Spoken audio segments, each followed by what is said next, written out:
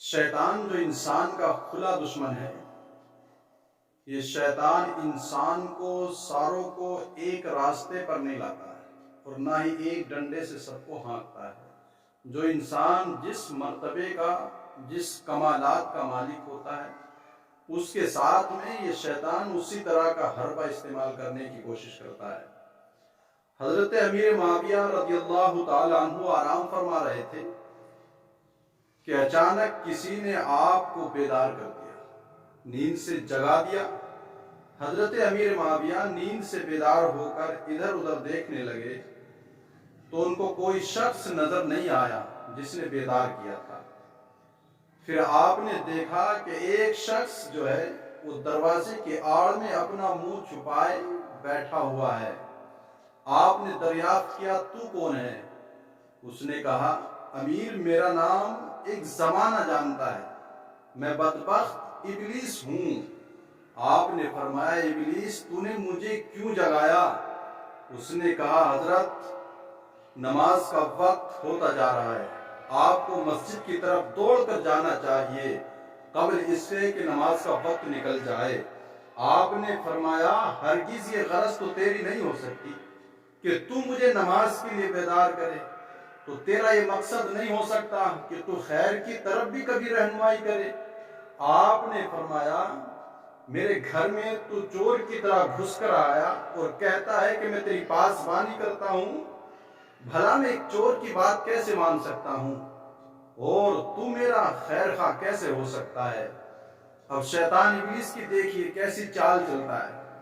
ابلیس نے کہا، ہم کبھی فرشتوں کی جماعت میں شامل رہے ہیں اور اطاعت کے راستے کو اچھی طرح سے طے کر چکے ہیں، دل و جان سے سفر کرتے ہوئے کوئی انسان کوئی غرض لے کر کہیں سے کہیں پہنچ جائے، لیکن وطن کی محبت اس کے دل سے نہیں جا سکتی۔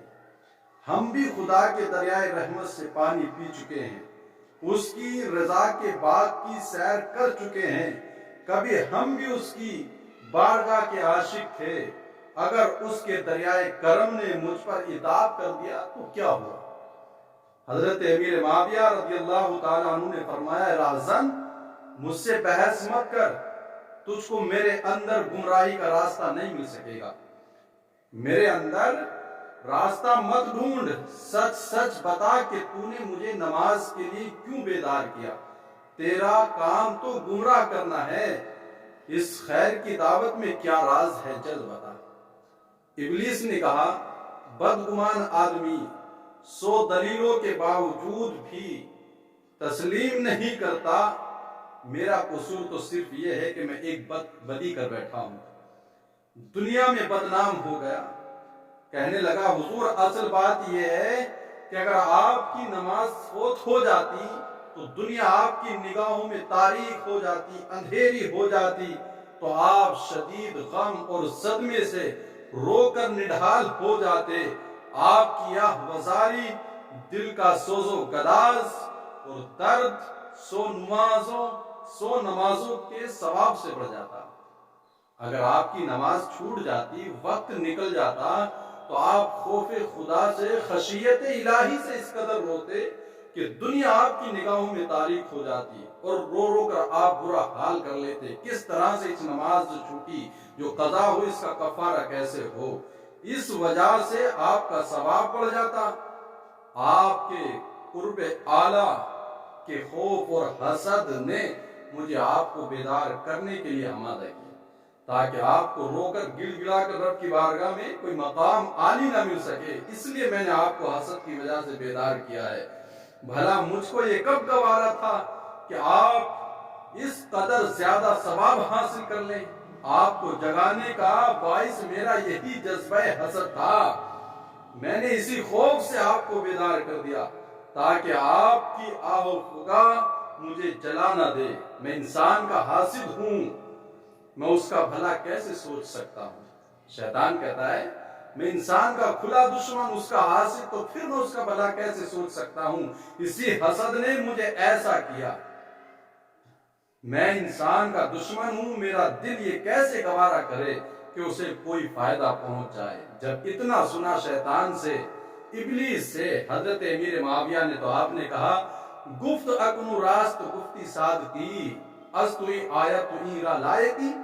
حضرت امیر معاویہ نے فرمایا ہاں اب تو نے اصل بات بتائی. دراصل تو نہیں چاہتا کہ میں خلوص اور درد کے ساتھ اللہ کے حضور روؤں، اس کی بارگاہ میں گڑ گڑاؤں اور اپنی آنکھوں سے ندامت اور پشیمانی کے دو آنسو بہا لوں، کیونکہ اس آہ و فغاں کا حق تعالیٰ کے نزدیک بہت بڑا اجر و ثواب ہے. پشیمانی کے دو آنسو، گناہوں پر نادم و پشیمان ہو کر آنسو جو آنکھوں سے نکلتے ہیں وہ اس قدر قیمتی ہیں رب کی بارگاہ میں کہ تمام گناہوں کو مٹا کر وہ نیکیوں میں تبدیل کرا دیتے ہیں. دو ہی آنسو.